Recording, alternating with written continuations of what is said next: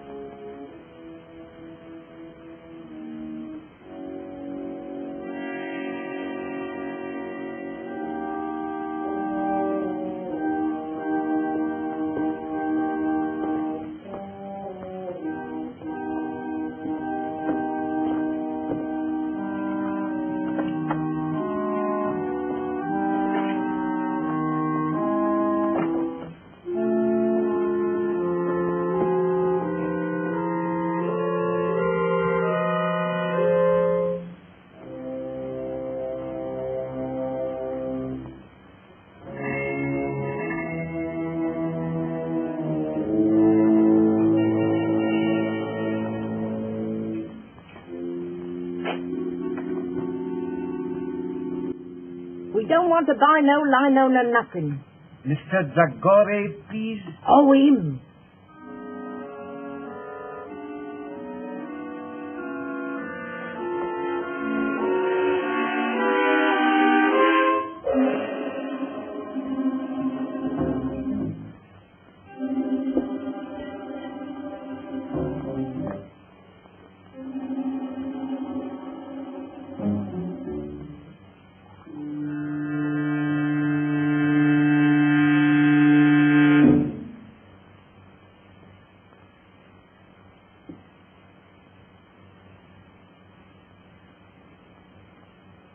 sound, please. After 2 years I find you. I want the eternal light. You found me too late. No longer mine.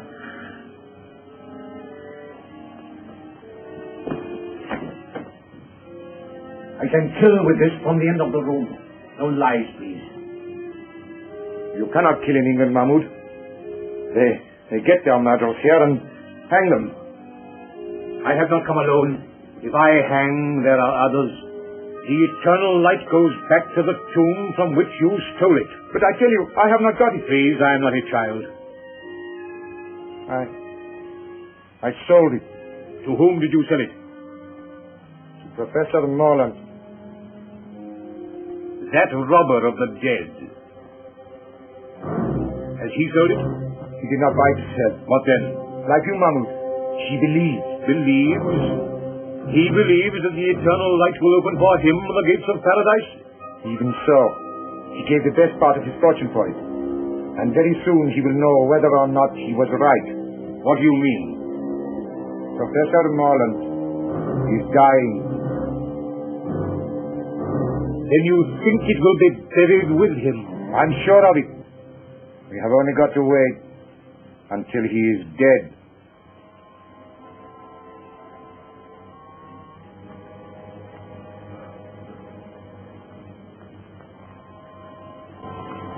Anubis, opener of the way.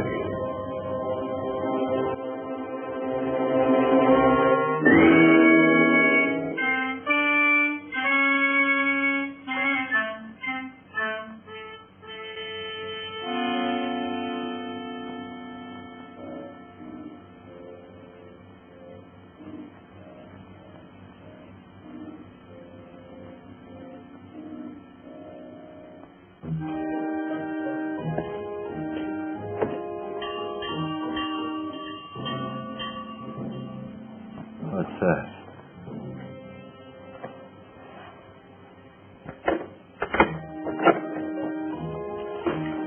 Well, what is it? Good evening.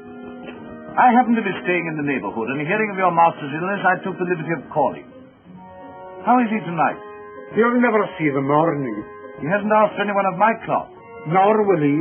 He's set in his ways, and they're the ways of the heathen. I know he won't see the rector, but though I'm a comparative stranger, I don't like to leave a man to die like that. He'll die in his own fashion, as he has lived. Still, sometimes at the end. Not with him. He's stubborn and unbending, and will be so at the throne itself. Well, I suppose I can be of no use then. No manner of use. Good night.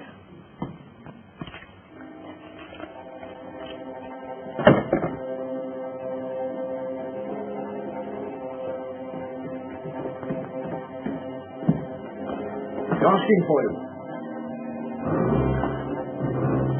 Where could I find Mr. Brown?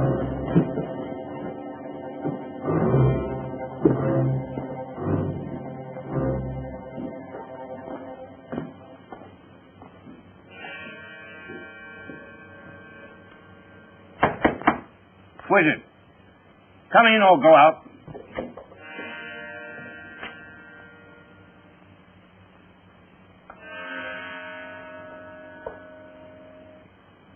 You'll have to go up soon if you want to see him again. Curious house, this. Curious owner. Yes, but I suppose a great Egyptologist can't be expected to be like other people. Well, he'll be like a great many other people soon. That's not a very sympathetic thing to say. Well, I'm not a sympathetic man. Want a drink? That's, across the hall, isn't it? I dare say. Thanks.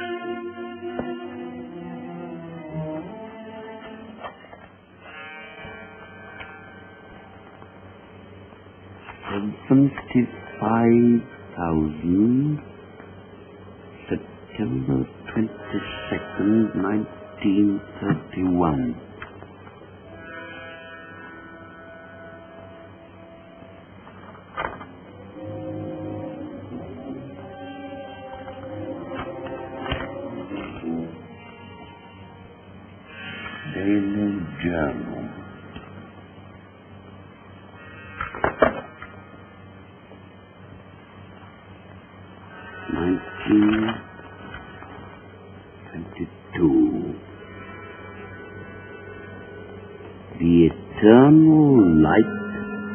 mine at last.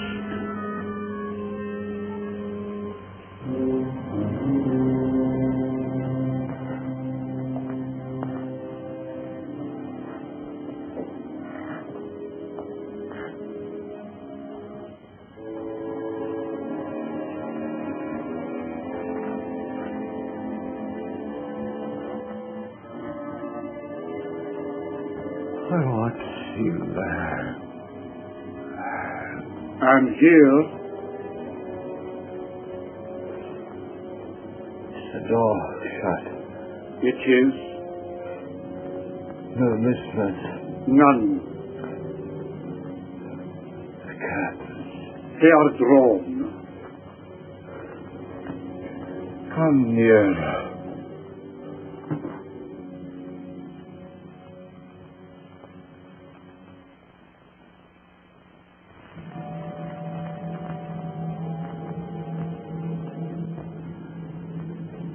This man, watch. Arachna. You were always suspicious. Have you ever trusted a living soul?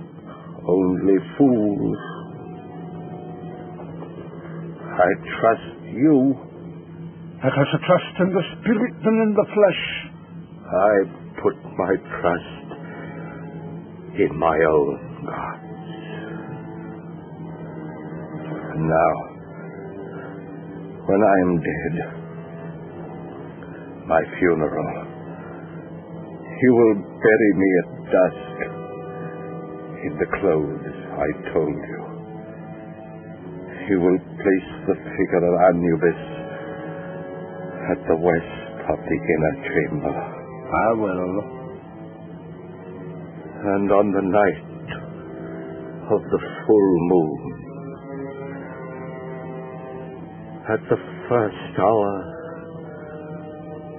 I will make my offering of the eternal light to Anubis, opener of the way. If I have done well in his sight, those fingers will close over the jewel, and he will open to me the gates of immortality. The hand of a heathen image will now come to life. Ah, the bandage. The bandage.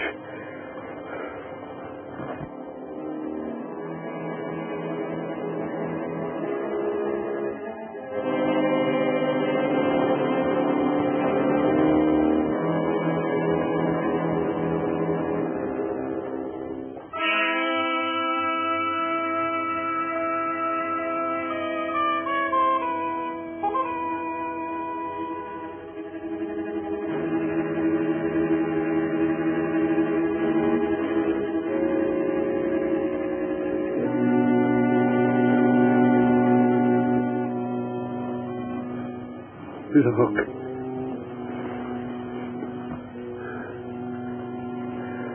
This is the eternal light. It was rest in my hand. A man will now find peace who robs his heirs. Bandage my hand.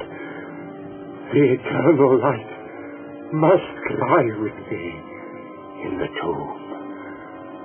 You're afraid of me? I'm afraid for you. If this should leave me, then you'll have reason to fear. For when the full moon strikes the door of my tomb, I will come back. You hear? I will come back to kill. Bandage my hand.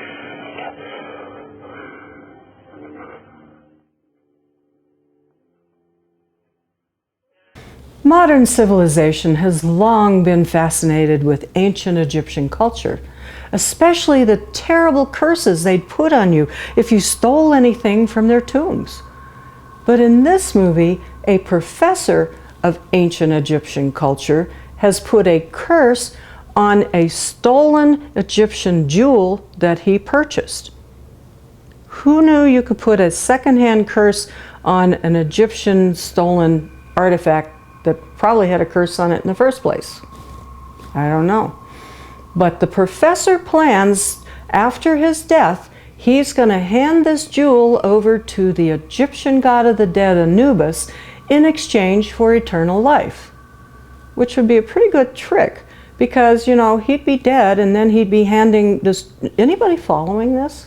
So then the professor instructs his loyal servant Lang to bind the jewel to his hand so that when he dies, it goes to the grave with him and nobody can steal it. And then he instructs him how to do the burial on the full moon in the Egyptian tomb in the backyard and put the big old statue of Anubis next to his sarcophagus, you know, so he can hand the jewel over. I hope Lang was listening and paying attention to those instructions, because they got interrupted by the doorbell. And who was there but some pesky parson who wants to save the professor's immortal heathen soul before he dies. I mean, who told the guy that the professor was even sick? Oh, Deadly, what's in the box? For me? Ooh, look, a beautiful jewel. Aw, thank you. You found it. And you're sure it doesn't have a curse on it, right? Doctor!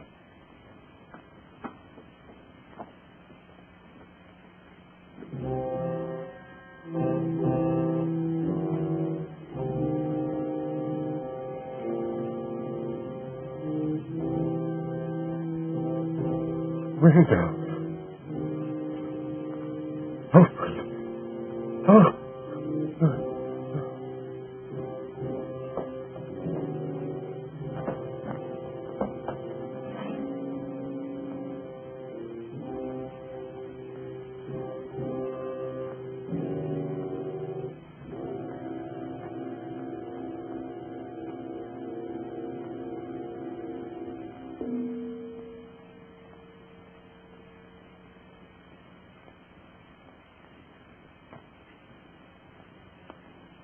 All over. Make out a certificate. Heart failure. What was the idea of bandaging his hand like that? I cannot say. He had many a queer fancy. I'll be round in the morning to sign the certificate.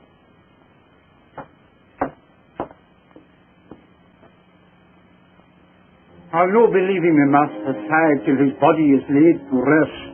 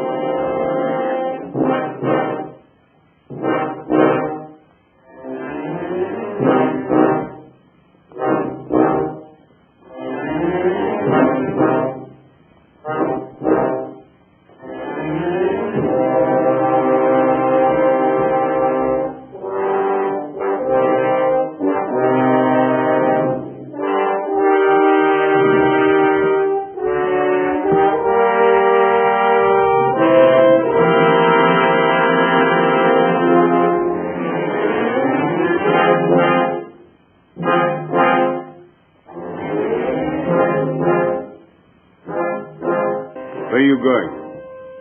To feed the lamp that is to burn inside.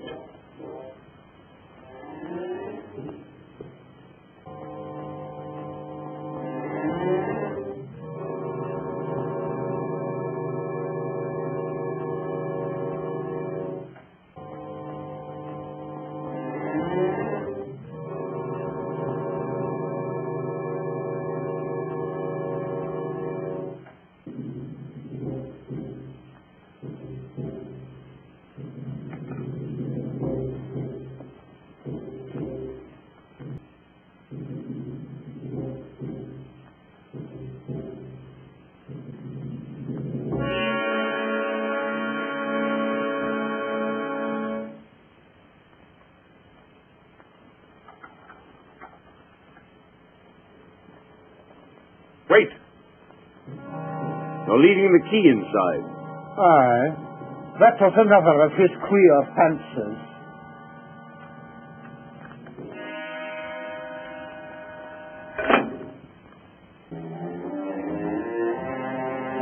When your master died, Lang, I believe him to have been possessed of a jewel of great value.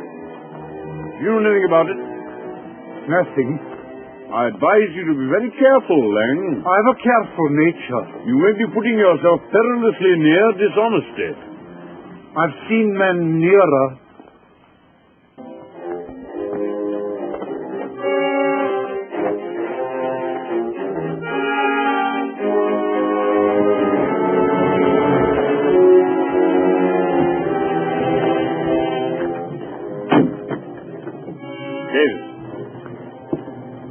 I want you to stay here and watch that man with the club foot. I'm not a detective, Mr. Burton. One more word from you, Davis, you're out of work. I have reason to believe that he has stolen a valuable piece of property. He may make an effort to get rid of it. Watch him and telephone me at my office if he leaves the house. Very good, sir.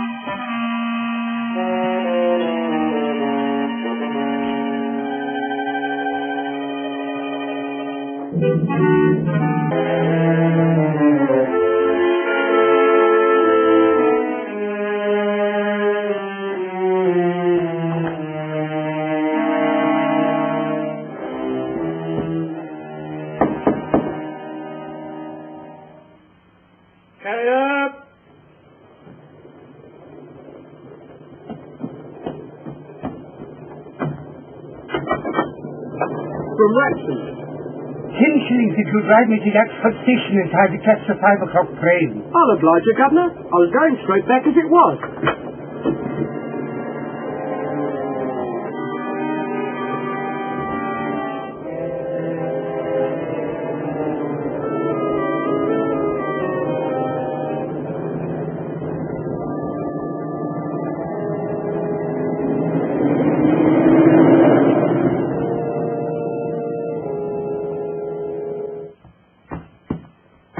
That's a very old carpet, Mr. Morland. I should be glad if you will not kick it to pieces.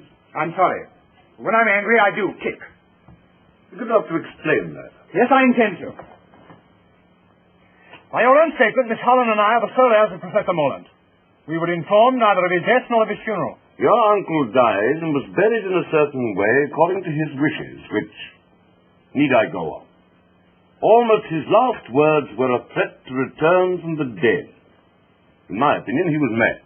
Well, that may be so. But Miss Holland and I should have been consulted. I understood that you and Miss Holland were not on speaking terms. Well, what of that? You expect quiet at a funeral, don't you? Yes, I also expect it in my office. I'm very sorry, but after all, this means a good deal to both of us. Our uncle was worth about 4,000 a year. Well, he isn't now. What do you mean by that? He spent a good deal, you know. It may surprise you to know that some time ago he drew a check for £75,000. What for? I don't know. You don't know? You were in charge of all his affairs and you don't know? That's what I said. And I advise you to look after the tone of your voice. I'm not at all sure. I have much more important things to look after than the tone of my voice. I don't follow you. I'm going to run down to Alvale House tomorrow morning. Yes, I don't think you realize the conditions that you will find there. No, that's why I propose to go. You won't like it. You'll be most uncomfortable. You don't advise me to go? I think you'll be making a very big mistake. Then I'll go. Oh, by the way, does Miss Harlan know anything about this will business? No doubt she will have received a letter from me by now. Do you know Miss Harlan? No. I propose to give myself the pleasure of calling upon her this evening.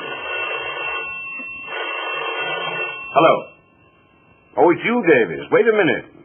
I have a visitor here, but I think he's just going. Thank you very much. If you're going to see Miss Harlan tonight, I shall be there myself.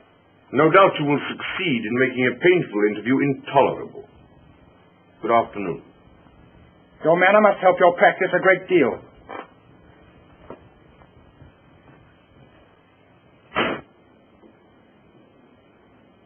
Now, Davis.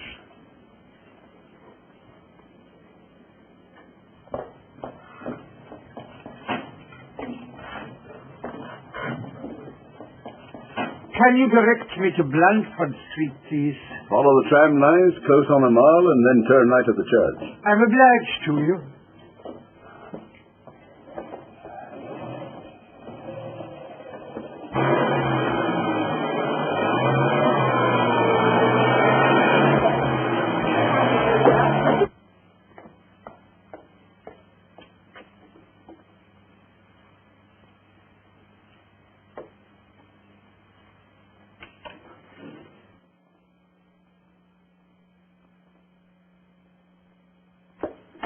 Oh, hello, Caney.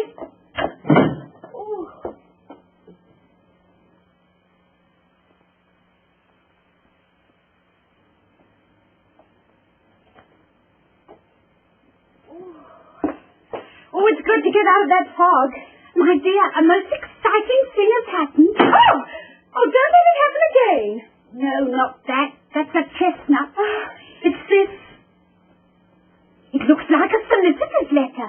Just been delivered by hand. Oh, dear. What haven't we paid? I wonder if I'm going to get a shock or not. Oh! Oh, Caney, that is a silly game.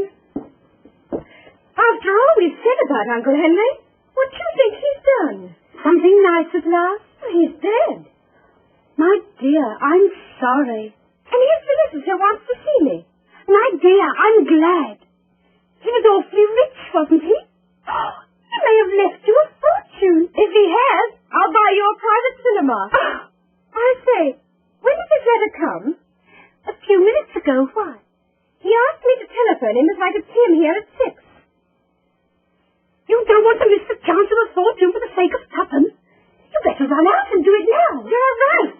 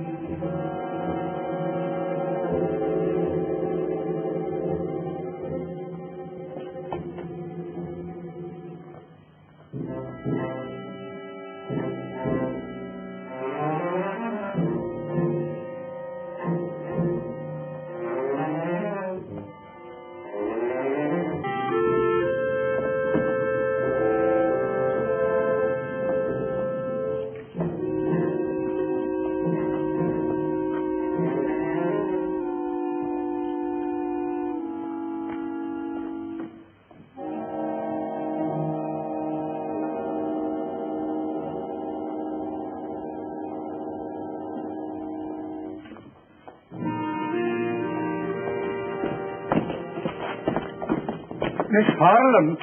Yes?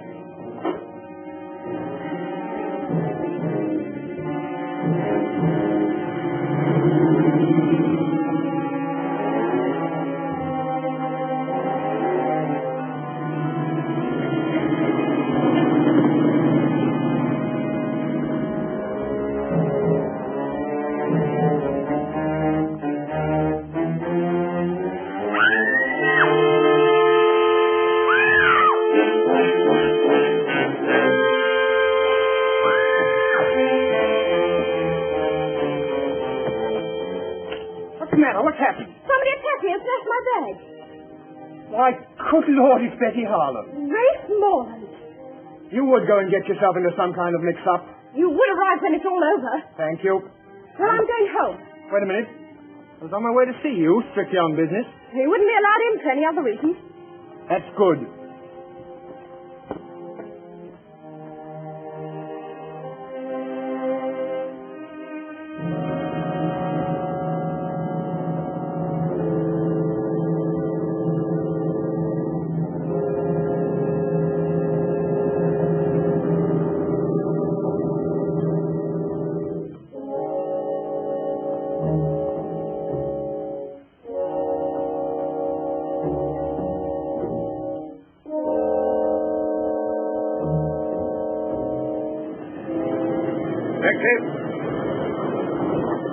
Birmingham garage as quickly as possible.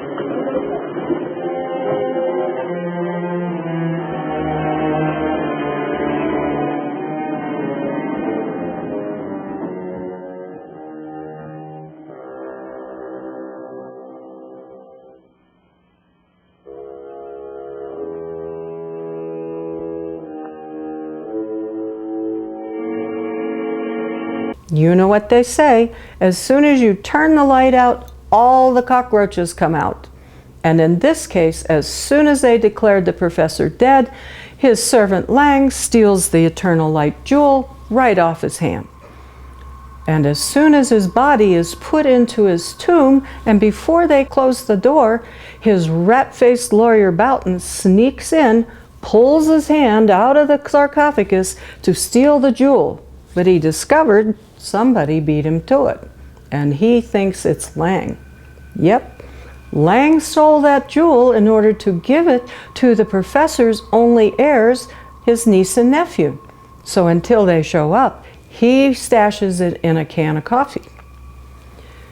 Now nephew Ralph, which in England they called Rafe, is hopping mad because the attorney didn't tell him sooner that his uncle had died, and he didn't even invite him to the funeral. So he throws this hissy fit and almost stamps a hole in the lawyer's carpet. Now the professor's niece Betty also gets a letter that her uncle has died, and she leaves her apartment in this foggy London night in order to call the attorney back. But all of a sudden, Lang sneaks up on her, slips her a note that says someone's trying to steal her inheritance and she needs to get back to the professor's mansion as soon as she can. Well, then Boughton sneaks up on her, steals her purse, pulls the note out, rips it into pieces, throws it on the ground, and disappears. Good thing Rafe was driving by so he could help. Anybody following this? Also, who picked the pieces of the note up? It was so foggy I couldn't see. And who was hiding in the bushes earlier back at the mansion? Stay tuned, folks. This movie is about to get even more confusing. And, aw, Deadly, you look so cute in that hat and purse. Make sure nobody steals that one. That's a winner.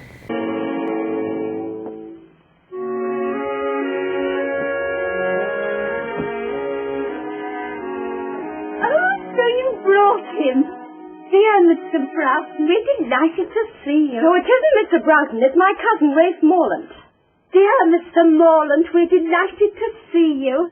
Wrong again. We don't like him very much. Oh, don't we? I didn't realize. Well, our two families are not on speaking terms. Oh, dear. As far as I can make out, it was started by my late uncle as a Christmas joke. Won't you sit down? Thank you. But now he's dead. The trouble's all over. I'm not sure. It hasn't just begun. Where's Mr. Broughton? Oh, he won't come because I didn't telephone. I nearly got throttled instead. Betsy! There was a man with a limp. He pushed a note into my hand. I just put it in my bag when somebody snatched the whole affair. What is in it? There's something of value at Owl's Vale. Others are after it. So come. And Broughton was doing everything he knew to keep me away from there. There's a fox in the cover somewhere. Goodbye. Oh, why goodbye? I'm going down there right away. I'll let you know what happens. You're wrong. I'll let myself know. If you go, I go too. You can't do that. Alone in a house with a man you're not even on speaking terms with? Oh, don't be so absurd. It's not as if I even liked him. If another woman was going, perhaps. I suppose that means you want to come too. Well, obviously it's my duty. And suppose I object? I'm not so broke I can't hire a car. Oh, all right, you win, but for goodness sake, hurry.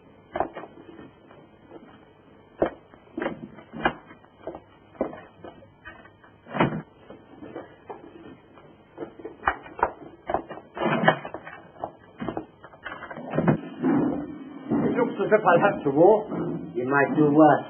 There's a grand moon. It's full.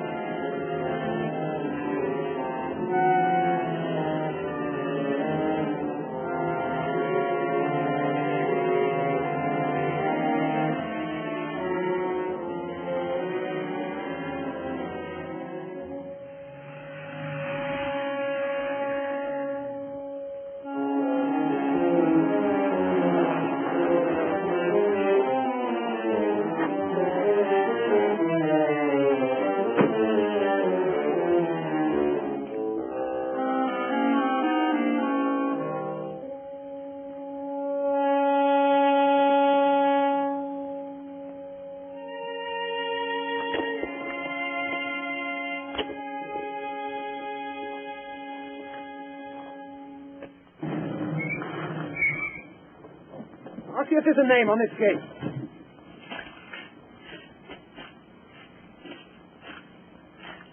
No, there's nothing to show. This is the place.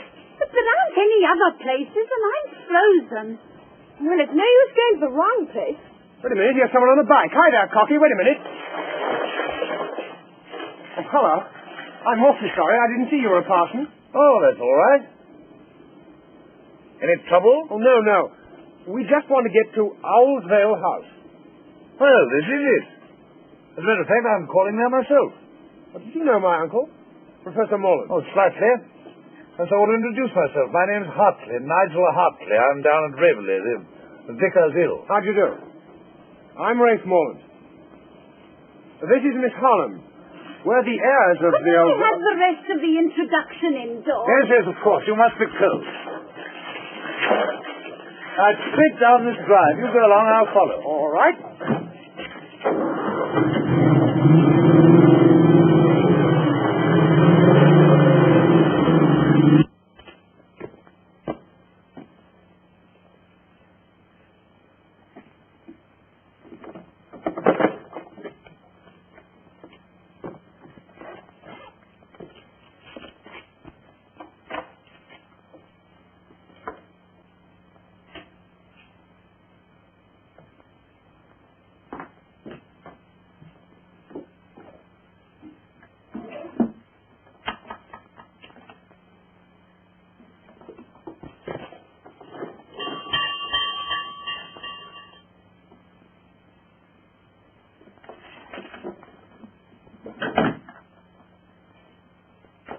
What a horrible house. I wish I was back home in bed. I can hear someone coming.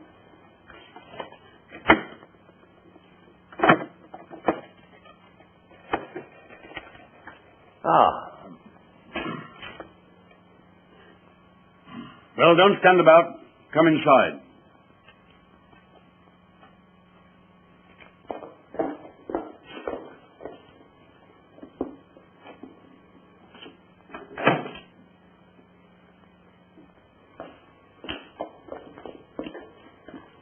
We'll go into the library.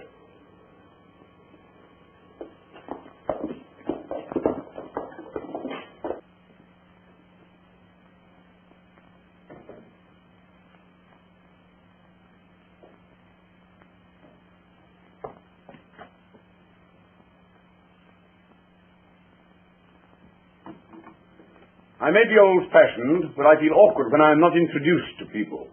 I'm sorry. I forgot you didn't know your clients by sight. This is Miss Holland. How do you do? I was expecting a telephone message from you. Oh, I was on my way to call you up, and the most extraordinary thing happened. And this is Miss Caney. How do you do? You're a surprise, Broughton. I have a great deal of business to clear up. You haven't wasted much time in getting here, Mr. Morland. No. Just a little too much, perhaps. Whatever do you mean? Really, you're the rudest man alive. But why you should want to bring a parson? A pure accident. We met at the gate. So naturally you brought him in. Broughton, I can stand a certain amount, but no more. Oh, come, don't let's make a battle of it.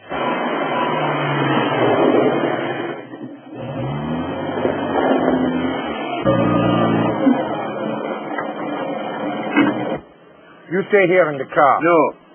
I shall be among the trees, watching.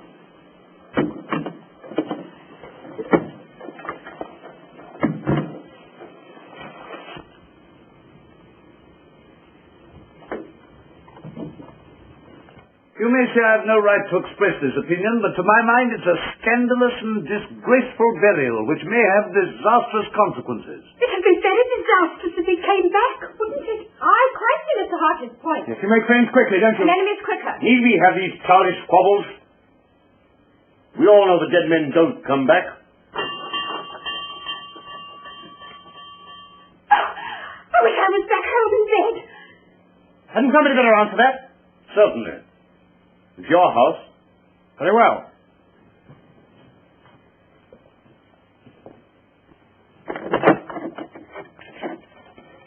I'm sorry to disturb you, but I was an intimate friend of Professor Mullen. Well, you'd better come in. You seem to be giving a party. Oh. Oh, thank you.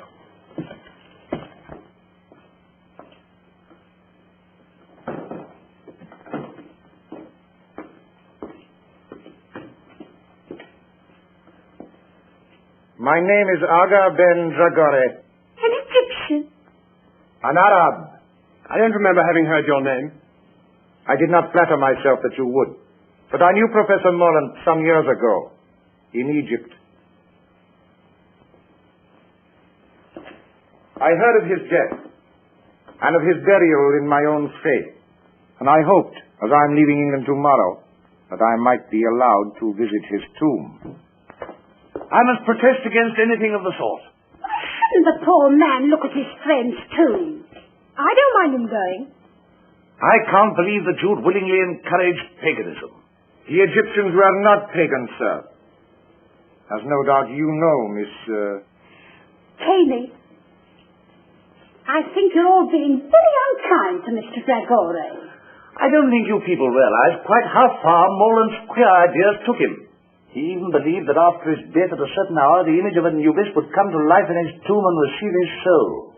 It's horrible. Well, I can't see that it matters. After all, if that sort of mumbo-jumbo gave him any comfort, It matters a great deal.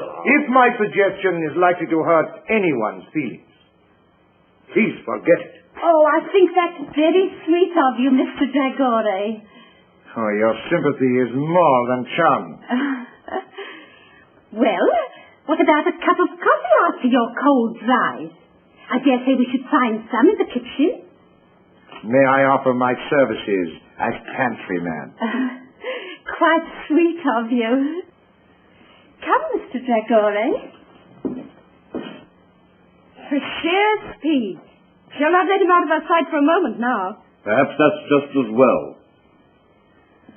Come along, Betty. How about making a fire in the library? Yes.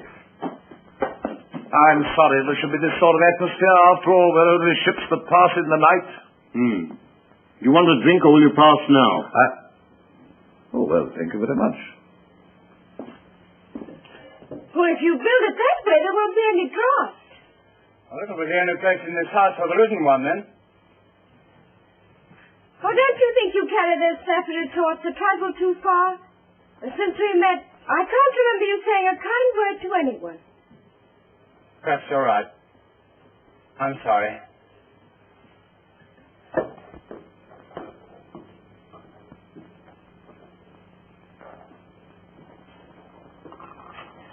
Six cups. That's just 4 too many. Eh? Tell me about Egypt. Have you ever seen a sheik? I am one.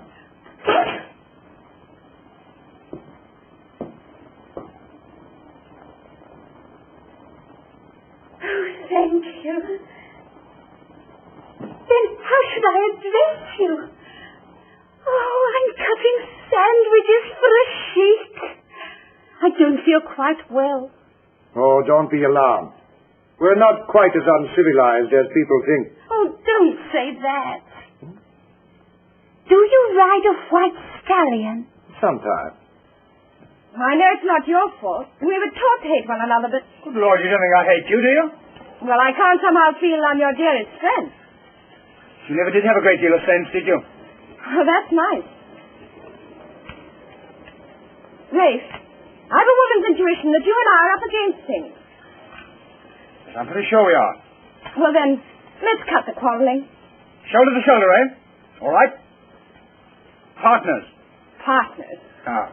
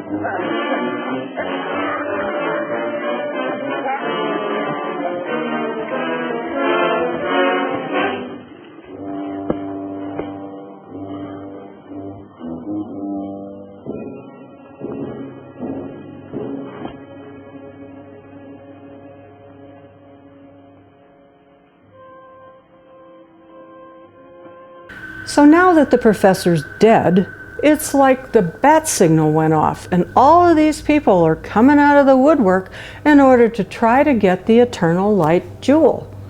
So when Betty and Rafe get to the estate, who do they find at the gate but the parson, who wants in again? I mean, this guy just won't give it up that the professor had a heathen funeral and he's going to rot in hell forever.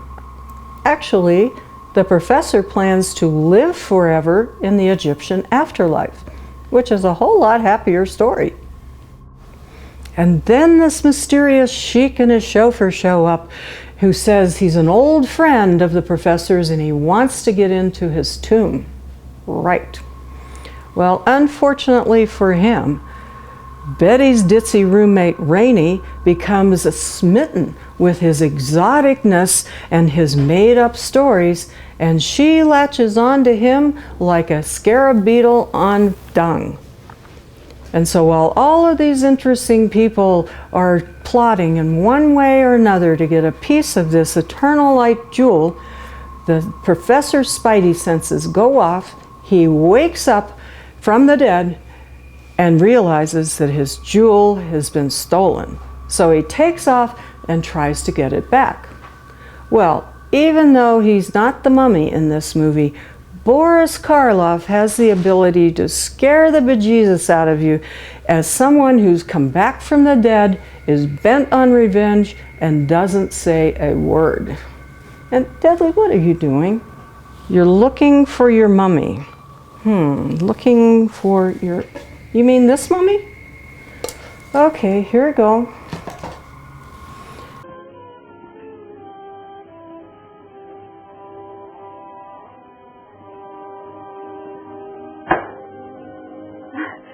I was dreaming.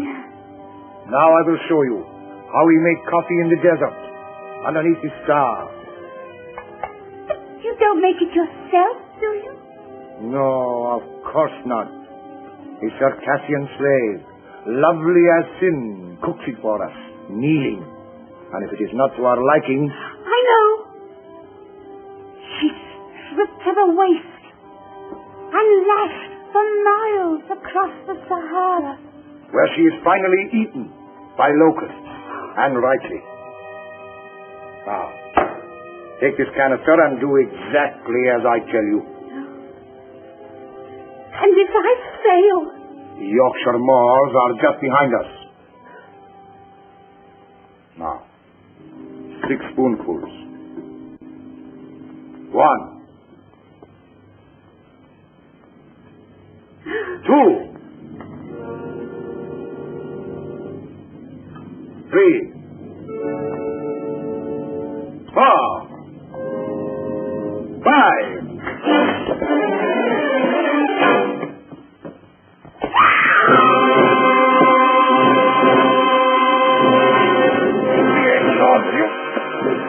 Out the way from...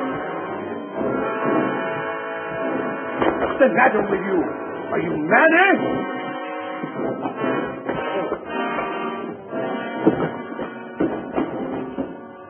What was the matter with him? Was it drink? No. Terror. Stark terror. Oh, then I caught it. You stay here. I'll look after him. If you must look after somebody, why look further? Eh? Come on, then.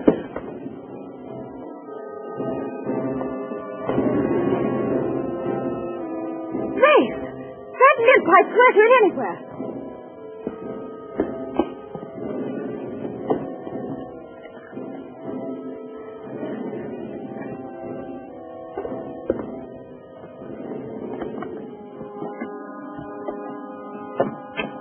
That's the man.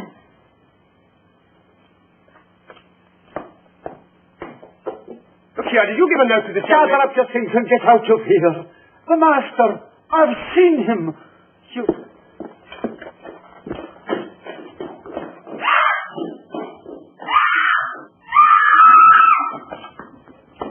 Who screamed? I did. That's the last time I'll ever try to make coffee in a strange house. That man with the limp. Who was he? Lang. Your uncle's servant. Well, he seemed mad to me.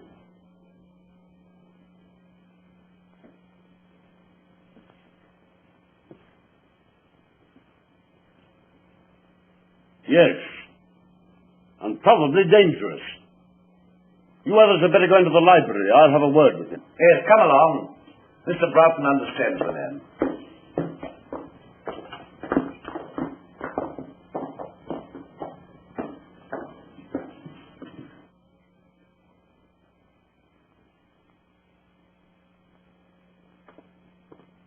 It would do no harm to warn my man to stand by. Your man?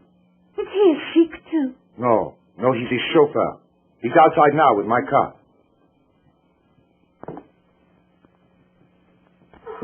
You're not leaving us, are you? My dear lady.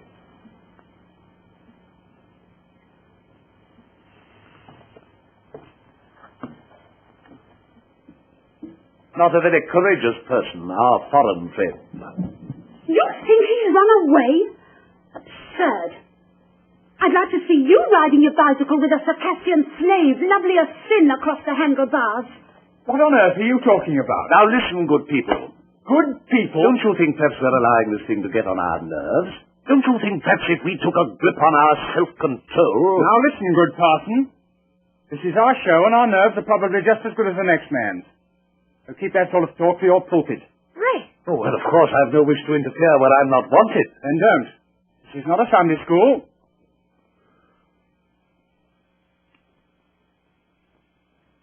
After that, I think I can say good night. As you please.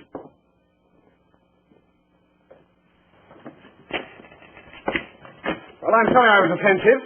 Good night. Oh, well, the tongue is an unruly member, is it not? Yes. Yes.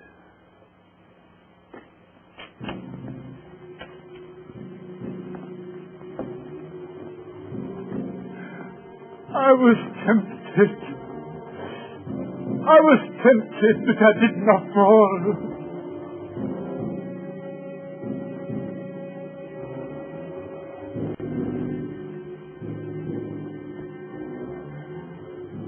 I did not fall.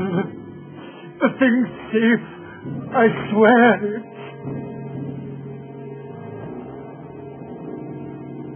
When you told me you'd come back from the grave, how could I believe you? I never knew such things could be.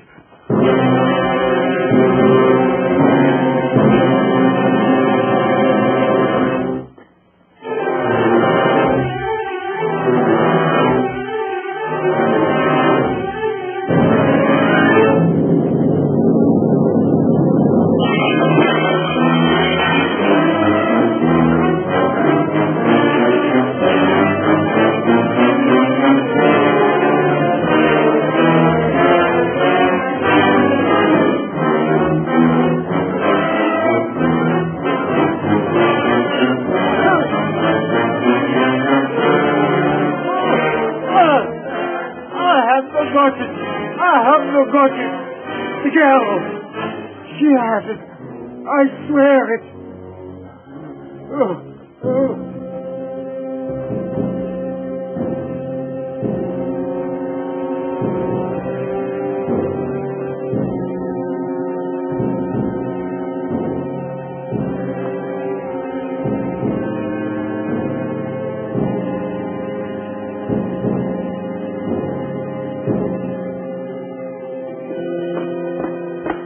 What on earth's the matter with you?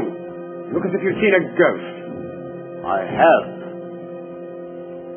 I saw Morlant as plainly as I see you.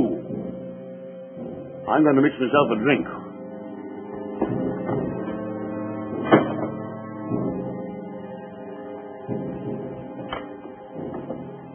Ready? Just a minute. Well? I have an idea they're trying to scare us out of this house.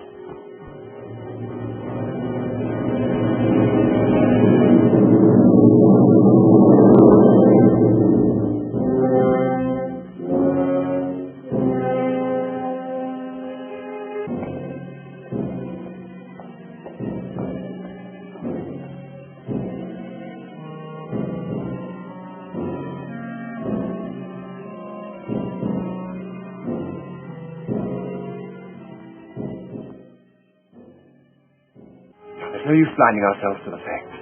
There must be something pretty big at stake. Something that depends on getting rid of us. That's how it looks to me. What are we going to do?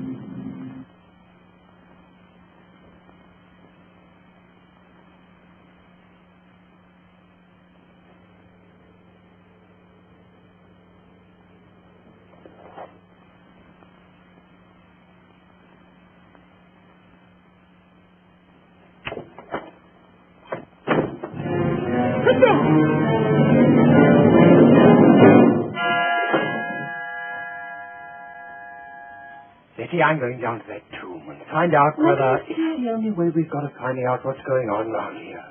I don't want to be left here alone. Can I come too? There's nothing wrong with your nerve. Come on.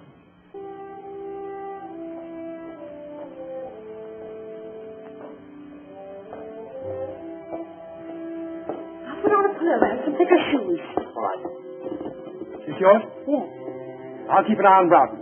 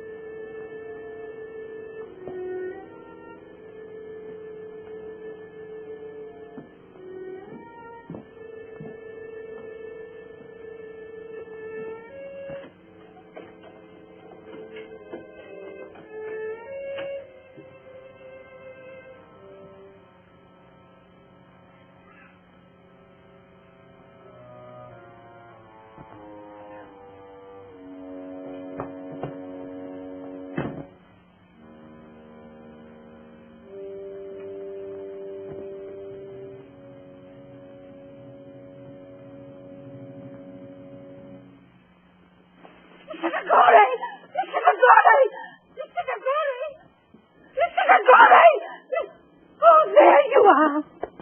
Oh, Mr. Gregori, I'll come up to you. Wait. I'll come down.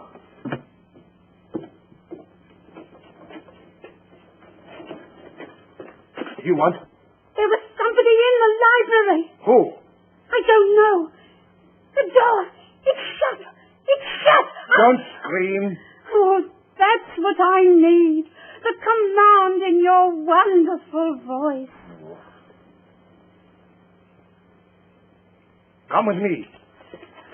You know, I gotta give points to the parson for persistence, even though his preachifying is getting on everyone's nerves, including mine.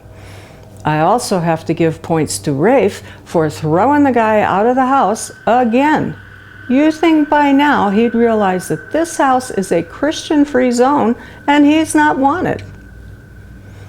I also bet that if Rainey scooped one more scoop of coffee out of that can, she would have found the jewel.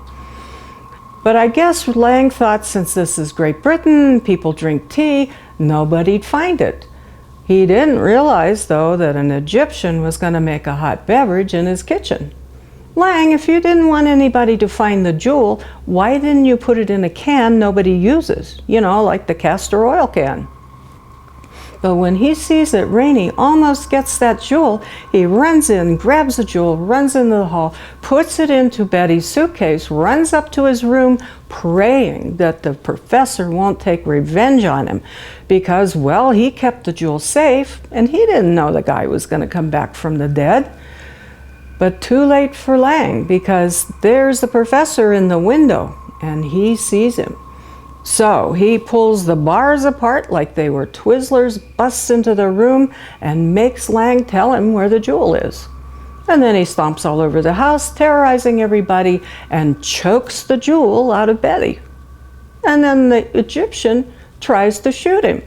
Well, you can't shoot the professor, he's already dead.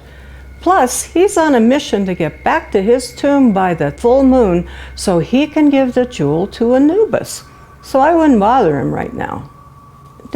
You want the jewel back that you gave me?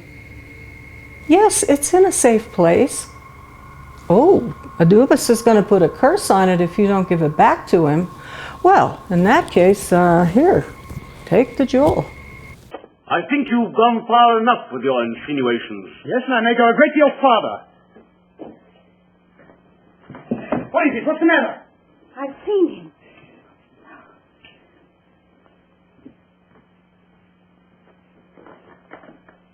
Now perhaps you'll believe what I told you. Get me a glass of water quickly, will you?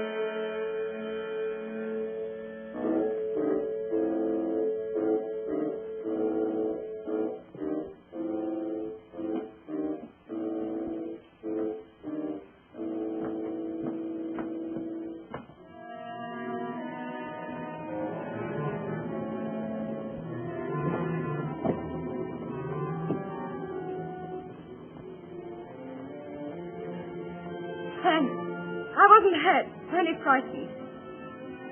Barton, see if you can find Miss Caney, will you?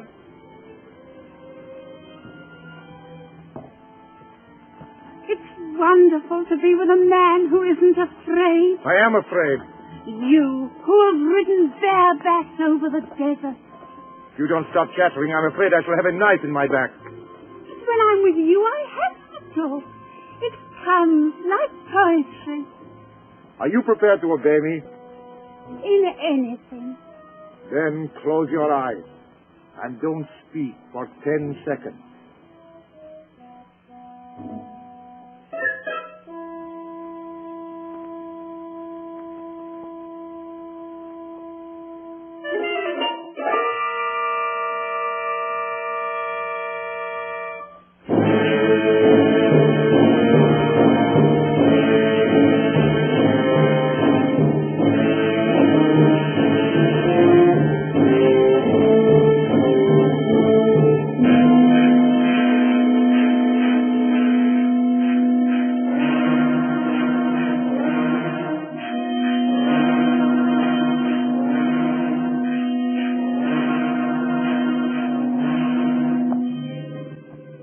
panic sometimes.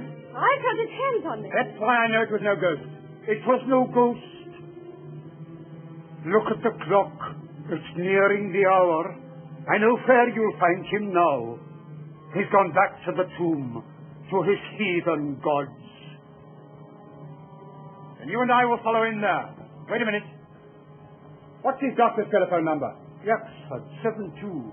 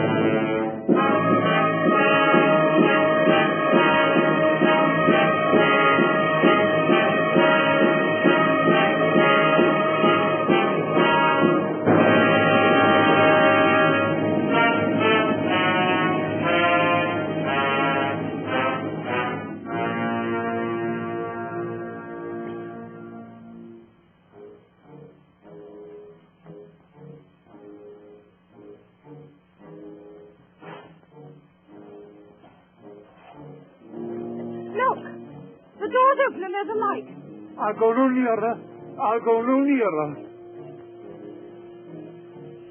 I can see a shadow moving. I'll go no nearer. Well, then, go back. What about it, Betty? Do we go on? Yes, of course. Thought you'd say that.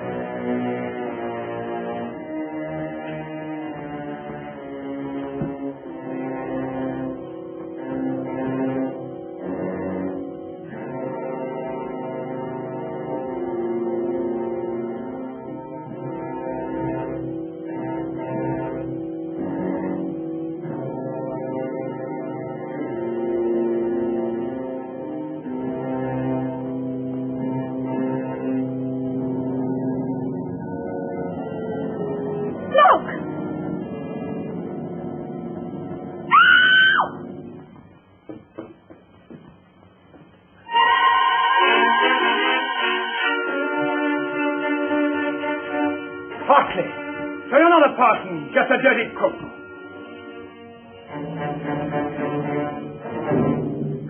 You'd better get out of my way. Your hand, eh? So that's how it was done. I wouldn't come any nearer. I don't have to.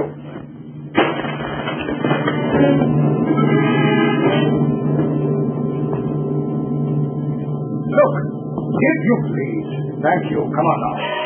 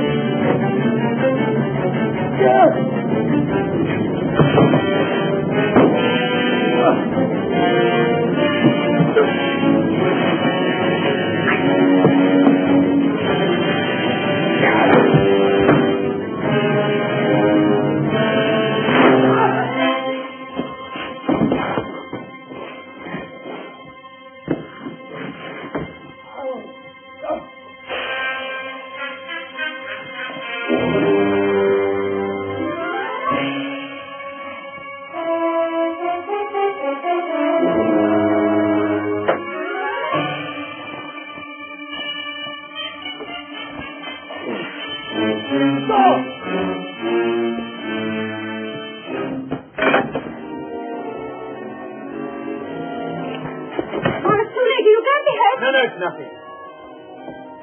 Come sit down. Where's the key? He threw it away.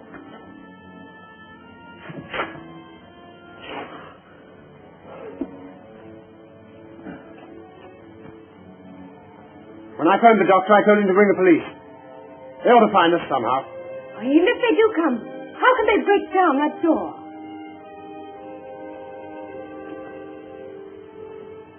They'll find a way.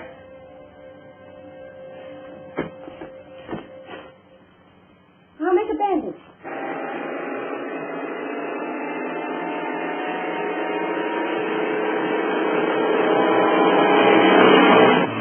The doctor in charge didn't understand the case. I'm afraid of catalepsy. Meaning? Morland was buried alive.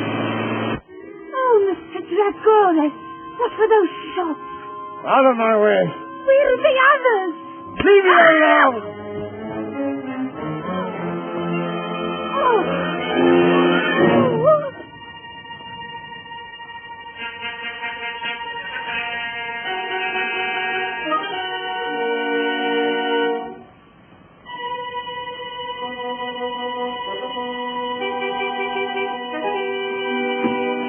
I rather thought you might be leaving in a hurry with something in your pocket that doesn't belong to you.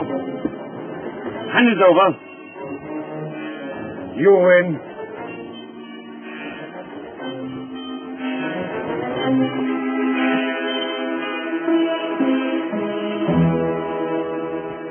That woman! There she is!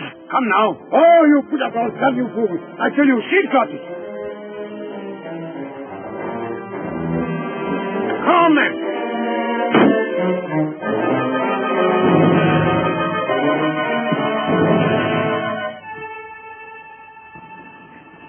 Stop!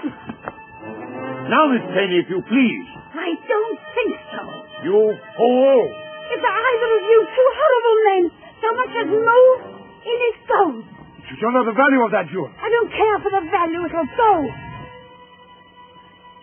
And if you shoot, I'll go with it. I mean it. Down 30 feet. And about 60 feet of water. And then Australia. I can't see the TARDIS. That light seems much lower.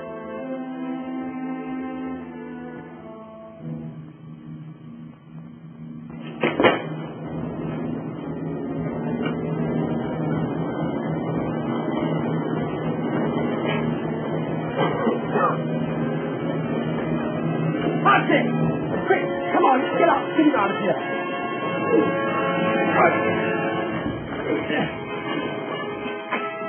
The door. Shut. The flames. They mustn't reach the door.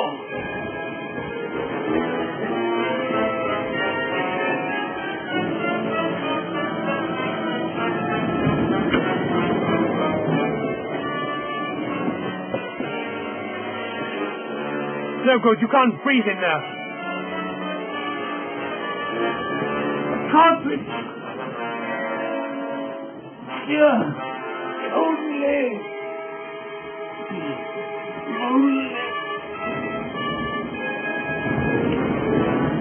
I've had enough of this, Miss Taney.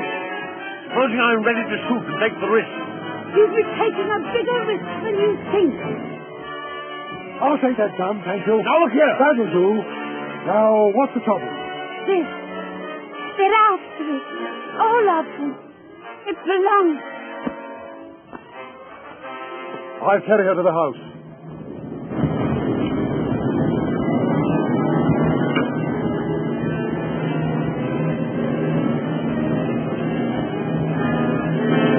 Get back! Get in that corner!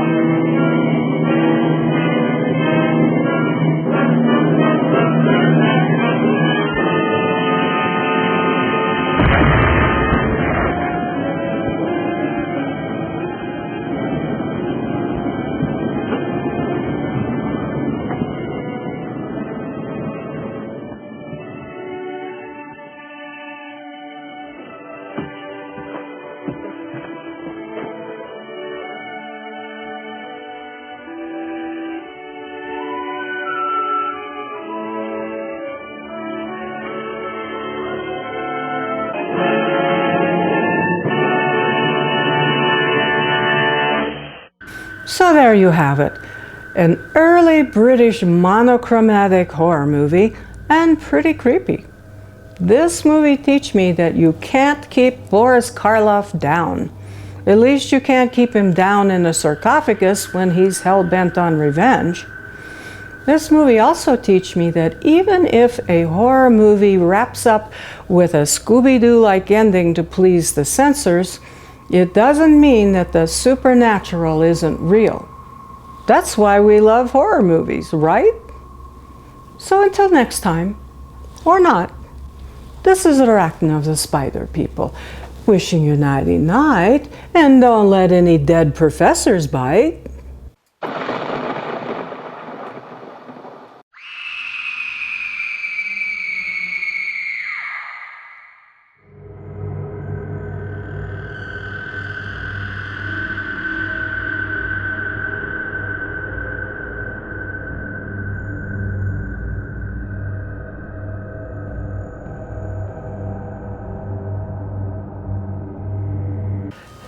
You know, Deadly, I have this really bad cold, and I don't want to go to a funeral of our old neighbor that I hardly even knew. But, you know, the only thing I remember about the guy is he drove his car through my flower bed, and then he pulls out this big gem to pay for the damages. Boy, I guess he thought that was funny.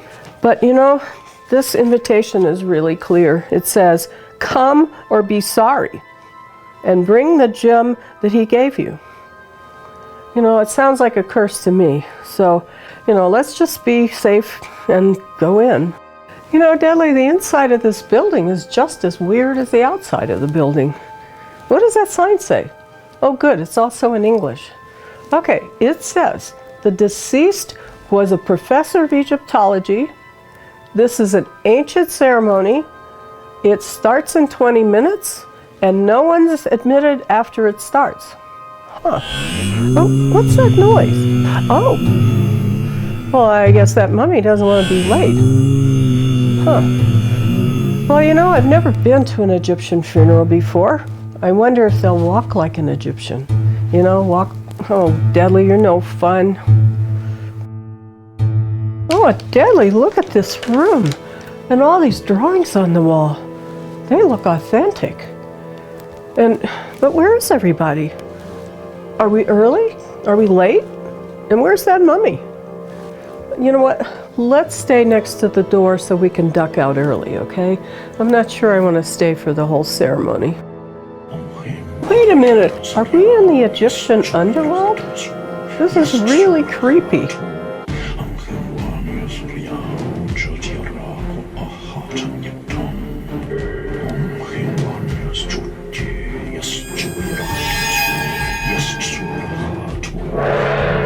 Deadly, what was that? You know, let's get out of here, okay? Okay, fine. We'll stay. Thank you.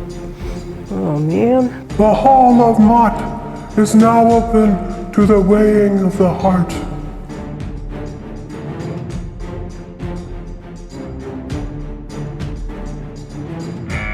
You did not pass. Next. And that's how you make it to the afterlife. There is a shortcut, however, if you bring the sacred jewel to Anubis. You two in the back are also summoned by Anubis to have your heart weighed for the afterlife. What? No, my heart's just fine. Can't say anything about Deadly because, well, you know, he's dead. So, no, we're good. Thank you. Please come forward. Oh, geez, Deadly, I'm not ready for Judgment Day yet. What if we don't pass? Okay, we're moving as fast as we can. I wanted to go to the good place. Oh. Give me the jewel. Okay. Good thing I kept this jewel. Is this what you want? Okay, here, take it. Okay, so now that you have it, can we leave now? No, you were asked to bring the jewel for a different reason. Wait a minute, you said this was the shortcut to get out of here. It's for the dead person in the sarcophagus to give to Anubis for his eternal life. What's that? Yes, she brought it. I hear and obey.